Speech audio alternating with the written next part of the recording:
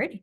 Well, welcome if you're joining us live, or welcome if you are watching the recording of this afterwards, either on YouTube or through your email or wherever else you might get it, to preparing for your application with Granite Advance.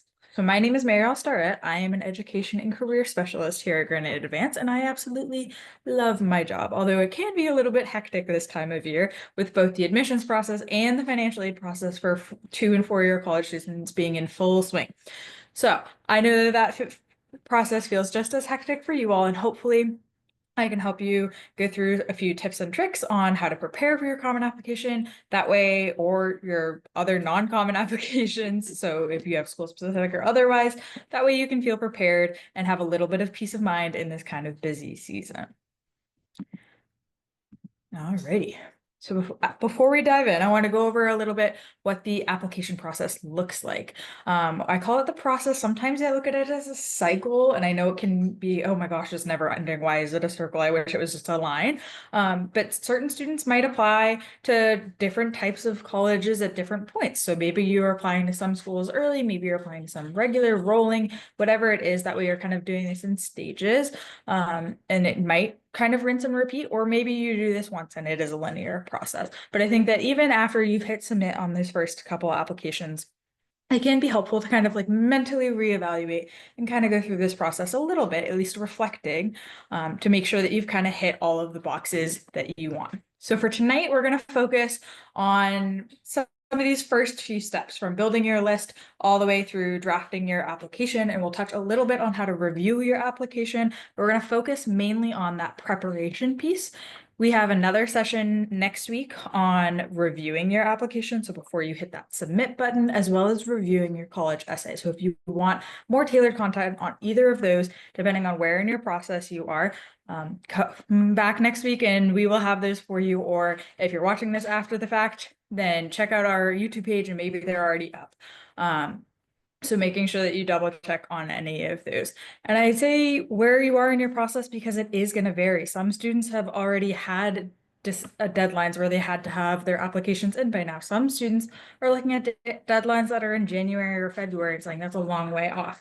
So tonight we're going to keep it a little bit general, but hopefully get some specific tips and tricks for every single one of these steps of the process.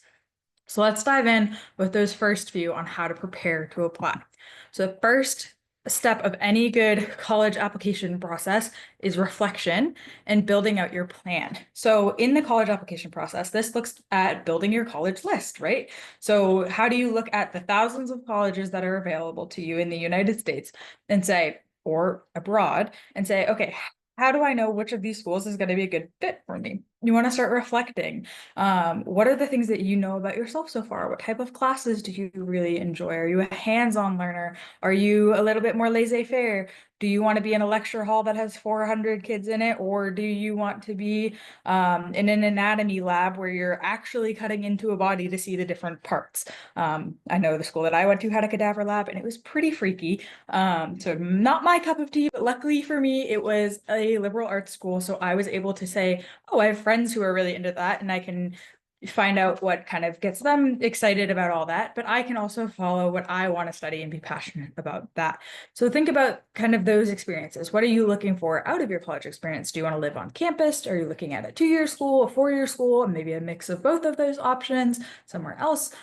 How much is this going to cost you? What are those programs? So starting to think about, okay, what are the resources I have available to me? You can use college search engines and filter by class sizes and athletic division and location. If you want to be in New Hampshire, if you want to go be on the beach in Santa Monica, wherever else you may be, the world's your oyster. And social media is one of those things that could be a little bit of that pearl in the oyster. It could also just be the sand grit kind of developing it.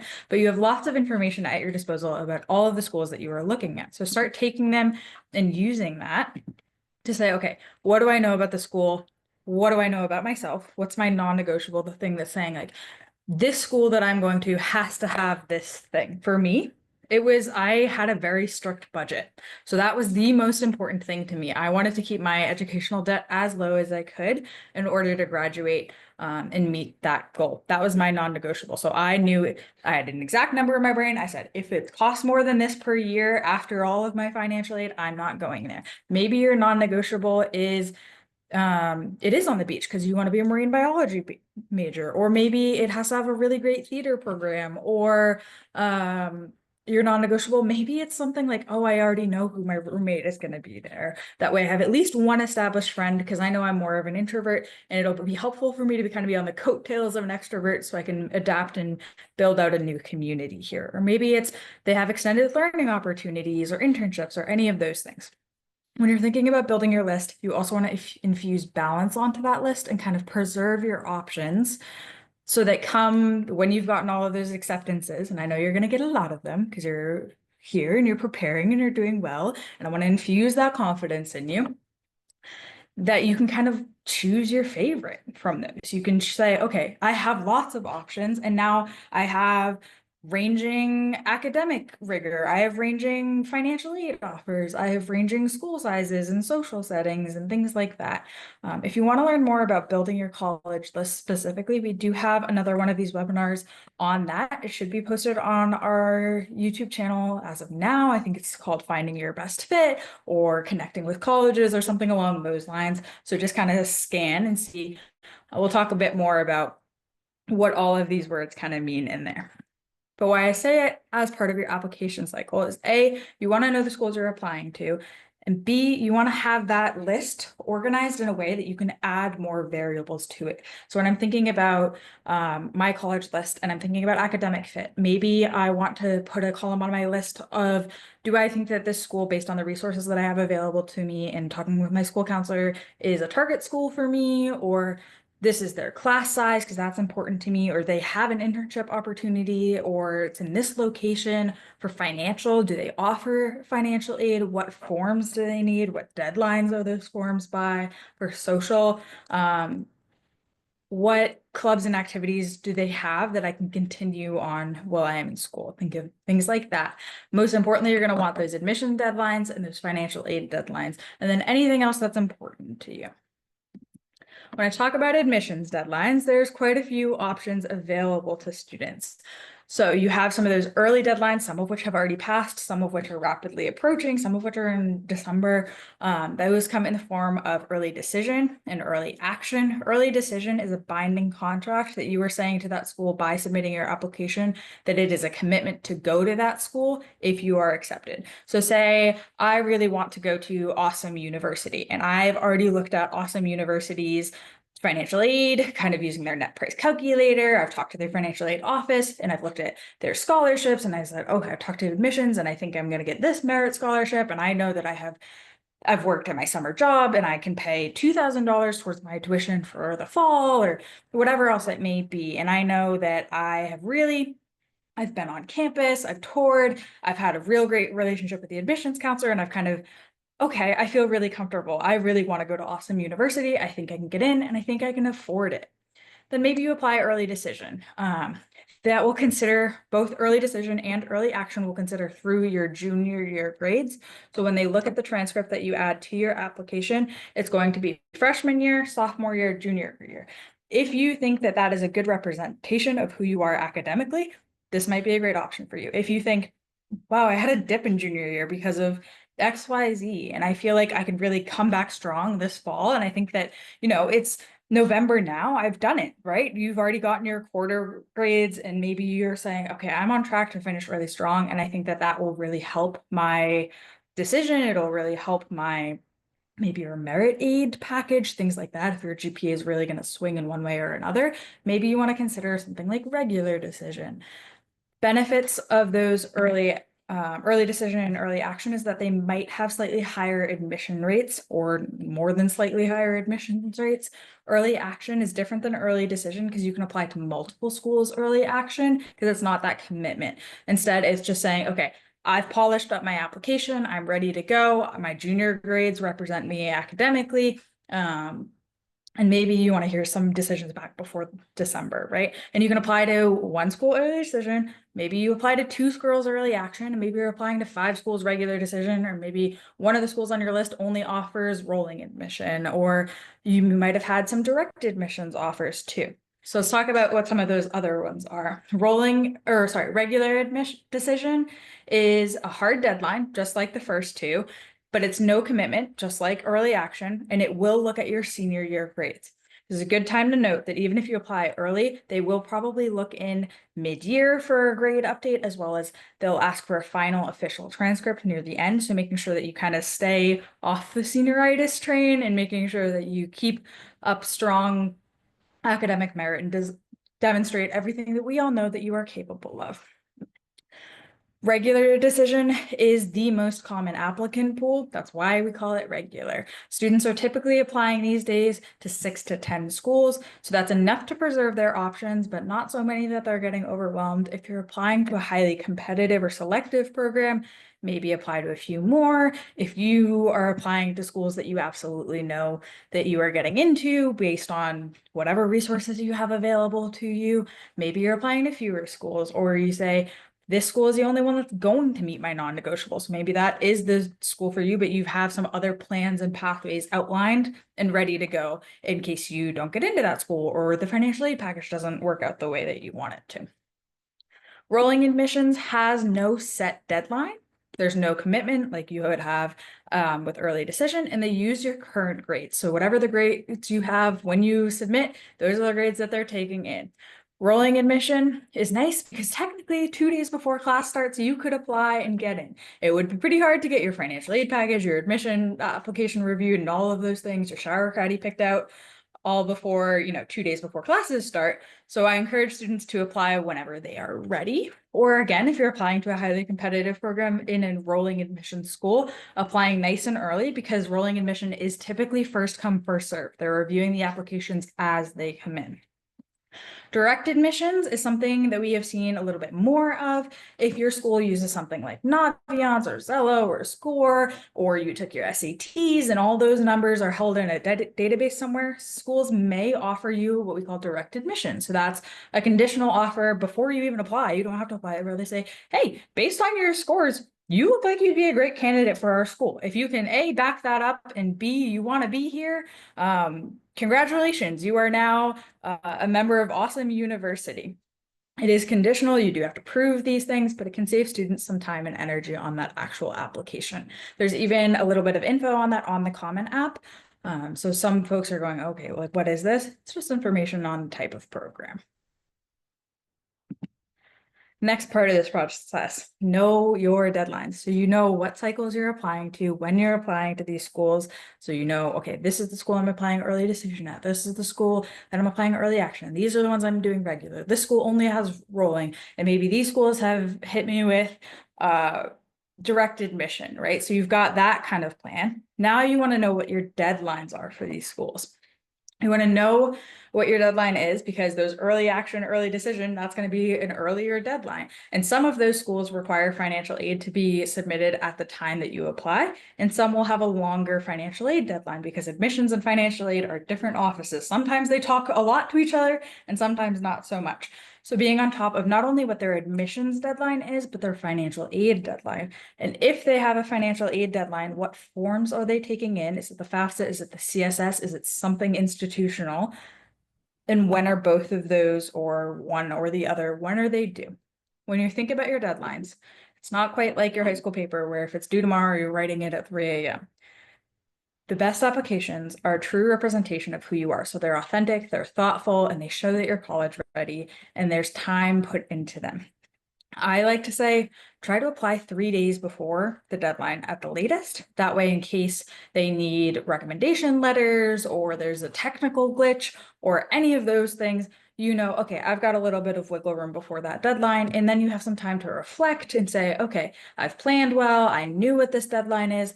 I'm ready to go. Or maybe you have a couple schools that have very similar deadlines and they don't require supplementals. So maybe you're going to apply to those in a batch. When you think about applying in a batch, be careful about what you are sending to what schools. We'll talk a little bit more about that.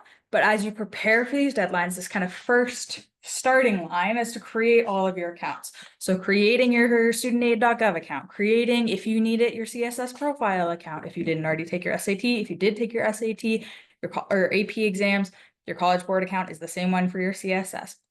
Creating a Common App account, or if there's a school specific portal that you need to set up ahead of time, looking at all those things and saying, okay, Now I know where to apply, when to apply, how to apply. I've maybe looked at the questions of things that they're asking for, and I'm getting ready, right?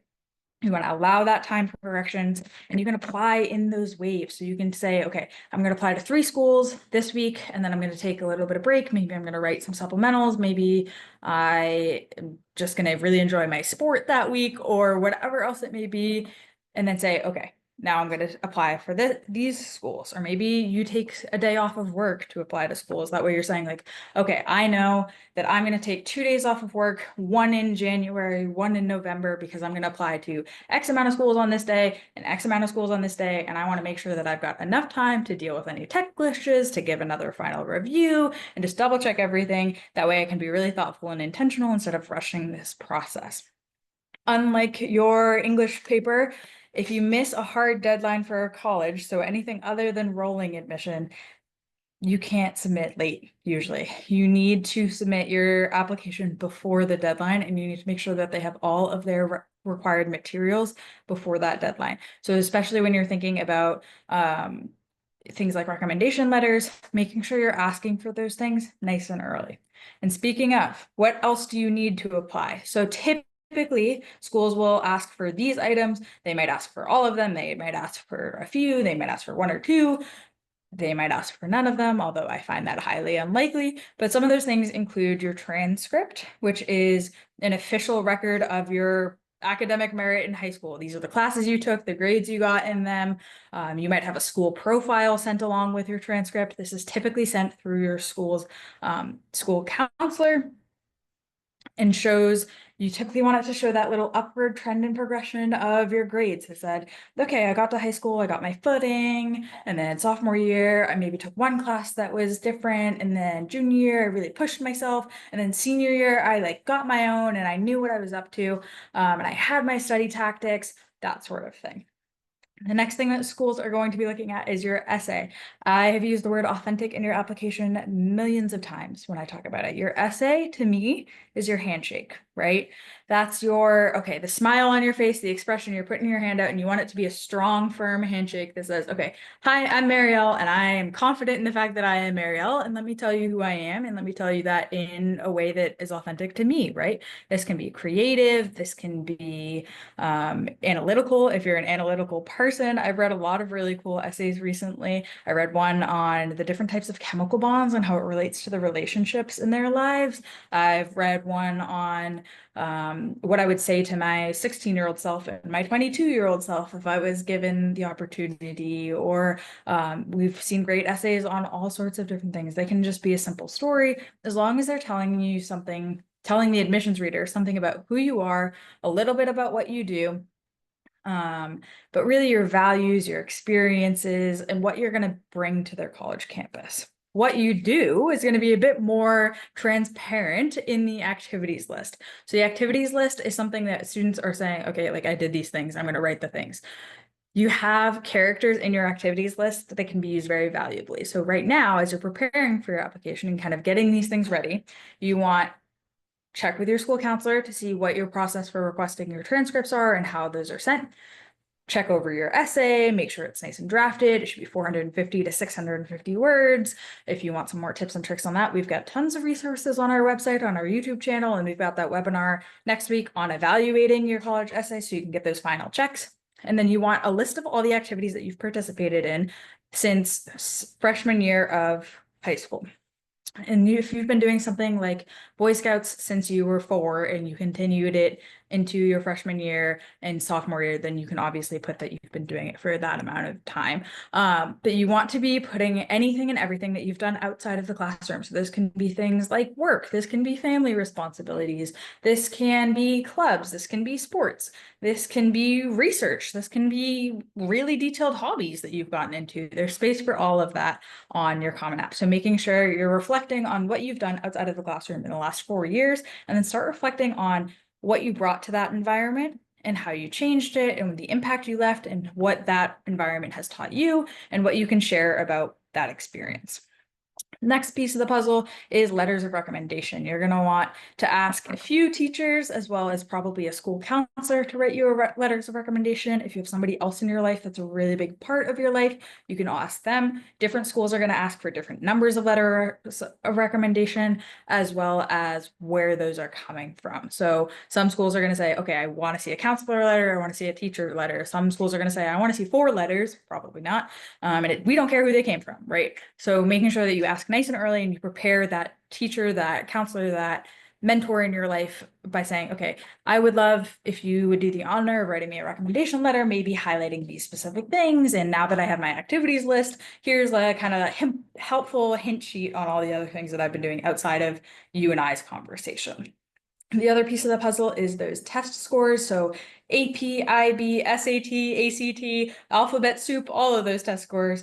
Make sure you've got access to those accounts so you can report them accurately on your application as they will be verified through the testing bureau. And then making sure you know who you're submitting those to and when. You can also, when you're looking at building out your list, you can have a column on, do they require test scores? What types of test scores? How do they view test scores? Who are those being sent to? When and how? That sort of thing. And then some schools are going to ask you very specific questions about their institution. So sometimes this is supplementals, sometimes this is a fee waiver input, sometimes this is, do you want to live on campus? Are you applying to financial aid? All of those sorts of things. Some of them are more common than others. But what I would say is if you have access to the application before you actually submit it, go through and see, are they asking me anything specific to their institution? Does this require any extra prep work from me? Do I need to write an additional writing supplement or anything like that? That way you're not kind of stuck thinking on it on the fly, right? Especially if you're getting nice and close to that deadline, you want to make sure that you're prepared.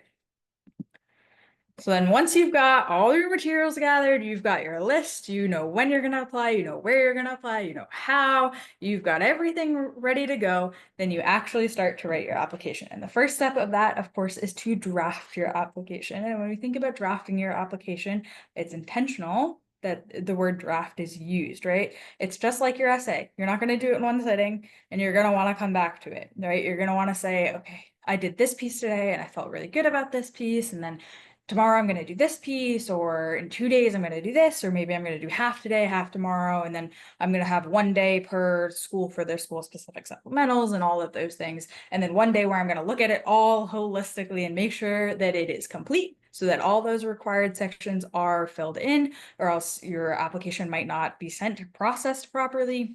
Making sure that it matches / is consistent. So making sure that your legal name is used, no nicknames, so that they can see your name on your application, your name on the transcript, your name on your file. They're all the same. You're putting William instead of Will everywhere on your application, making sure your address is the same, that sort of thing, so they know how to get in touch with you. Making sure that your test scores and your grades are accurately reported, because those will be reported officially as well. You want to make sure that there's no discrepancies there, making sure that it flows. So maybe if you did take your time and did it piece by piece, you want to make sure that each section kind of makes sense and shares a bit of your story, and that story isn't all disjointed and disconnected, but instead thoughtfully shows the different aspects and parts of who you are. Make it matter. Your Common App gives you, and your normal applications give you sometimes a lot of space to tell your story really well. Sometimes they give you a lot less space. So the words that you are given, make sure that they're impactful. So spend time infusing details, using strong verbs, descriptors, making sure that you're not triple dipping on information that doesn't need to be triple dipped on. Maybe you are double dipping on certain information because it is really important to you and you want to show that you not only played soccer, but you also refed youth soccer and mentored for summer soccer camps. But maybe you also put on your activities list that you did robotics, or you did a volunteer opportunity, and kind of show a little bit of diversity in, who makes you you. And then make it connect. So when we talk about making connect, I'm talking mostly about that school specific section. Connecting, when you read why us, why college name, they think about us as the institution and you. Make it connect. Why do you belong at that institution? What are they going to do to help you? What are you going to do to bring something positive to their community?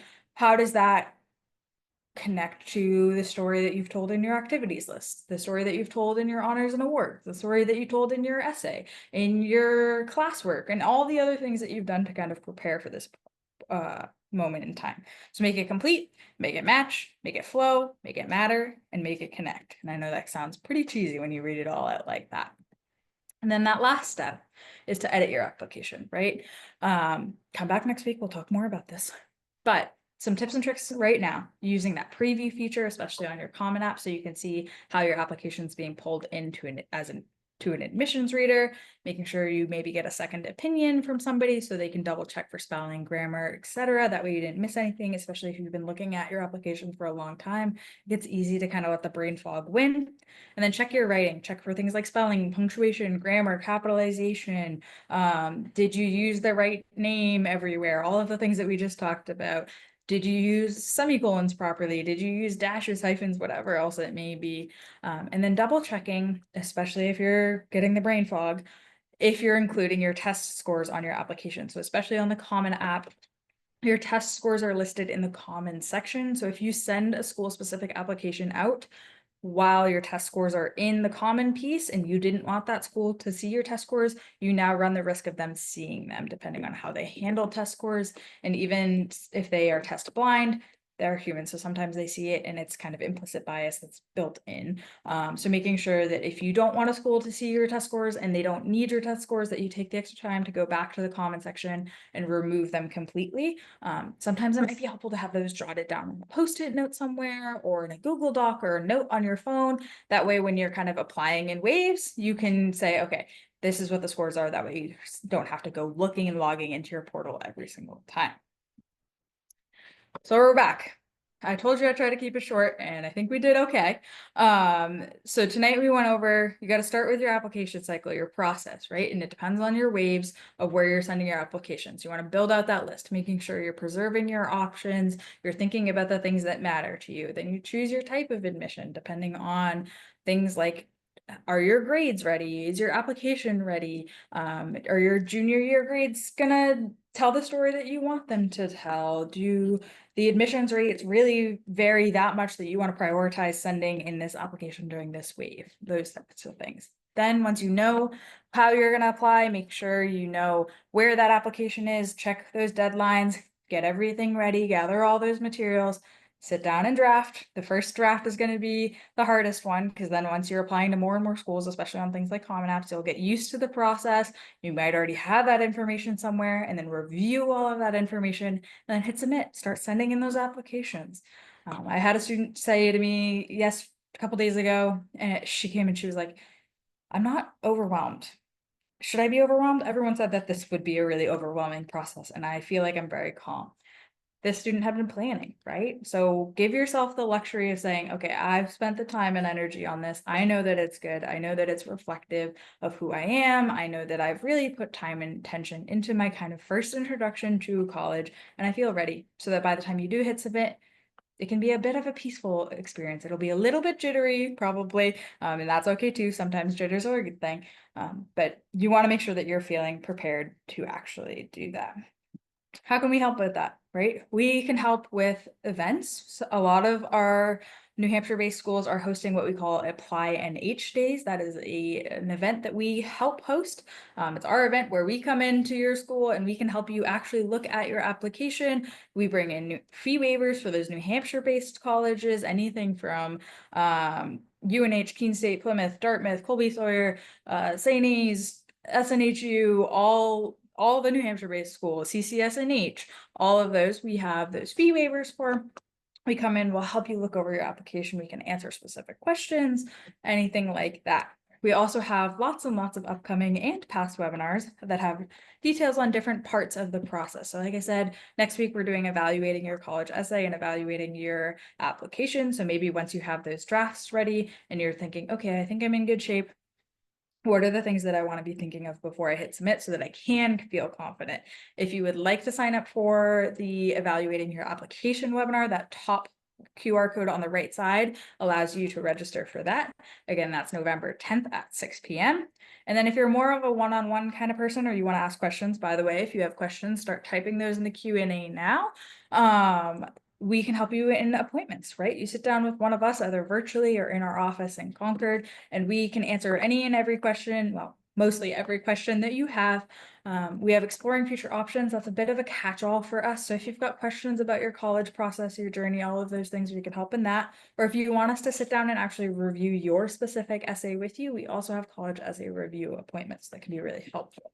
So that bottom right QR code takes you to our contact page that has our email, our phone number, where to book an appointment, how do you get the help that Granite Advanced wants to give you, because we're doing this all for free, because that's what we care about. We care about helping you find your direction and fund your future. So anything that happens in the next part of your education or career journey, we want to be able to support you in that. Speaking of, if you have any questions, feel free to type those in the chat now, because I'd love to kind of sit and answer those. I'm going to stop the recording. So if you're watching this recording afterwards, bye. Thank you for watching. I hope it was helpful. And